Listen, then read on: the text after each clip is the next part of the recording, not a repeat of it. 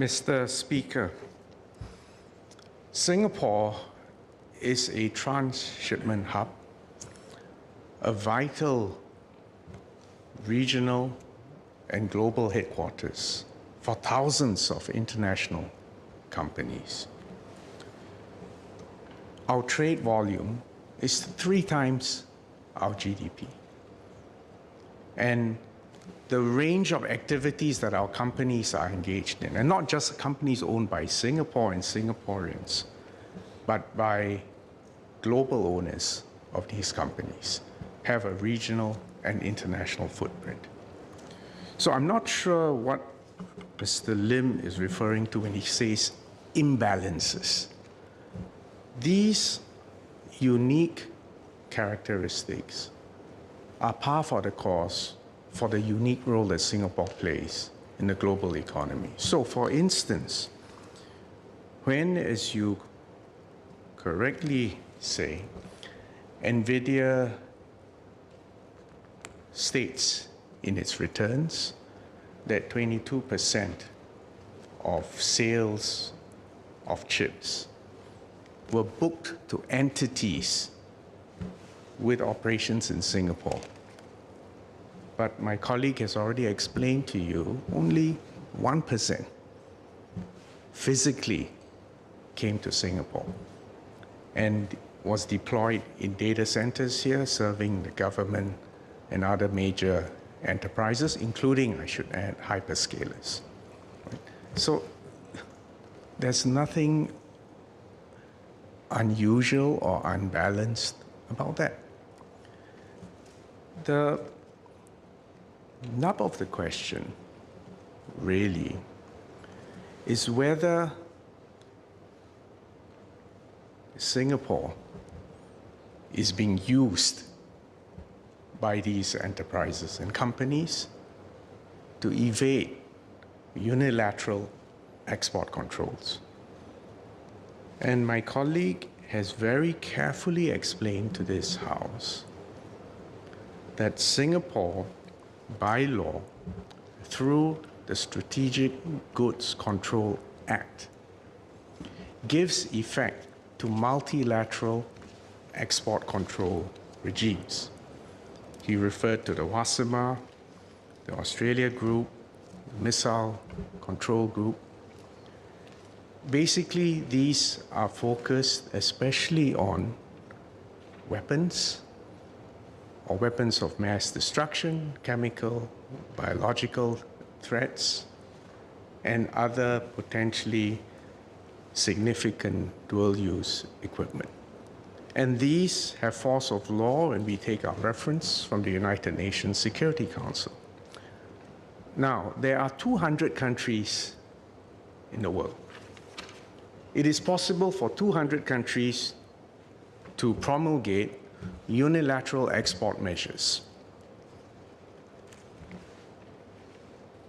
We have explained that we are not legally obliged to enforce the unilateral export measures of 200 countries, right?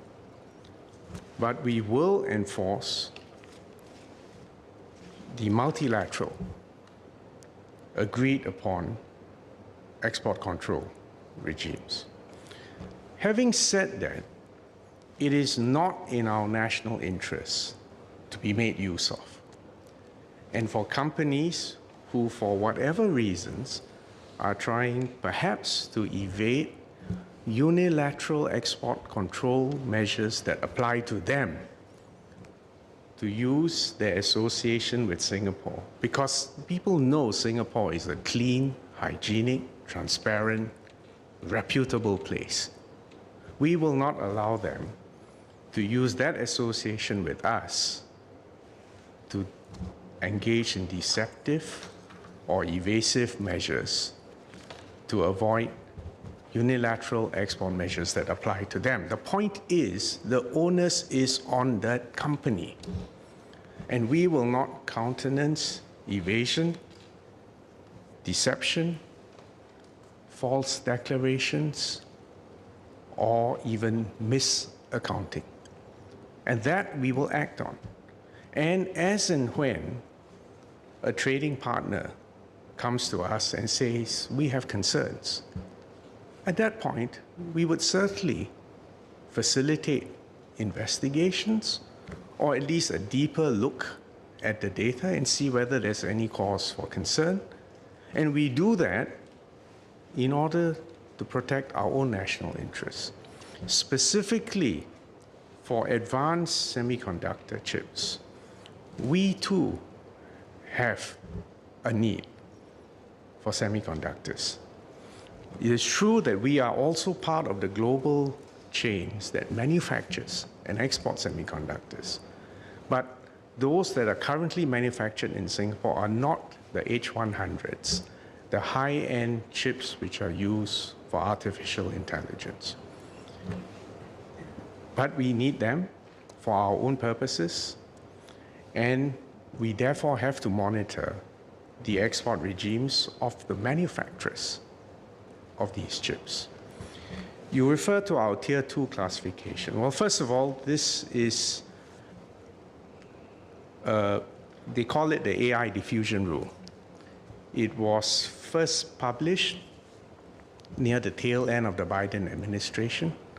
In fact, right now, the rules are up for comments, and the situation is still evolving. We are not in Tier 1, but we're in Tier 2, in good company with about 150 other countries. I don't want to get into details about the exact number of chips and whether that currently poses a constraint for us. Needless to say, we will continue to engage the major exporting source of these advanced chips to ensure that we have adequate.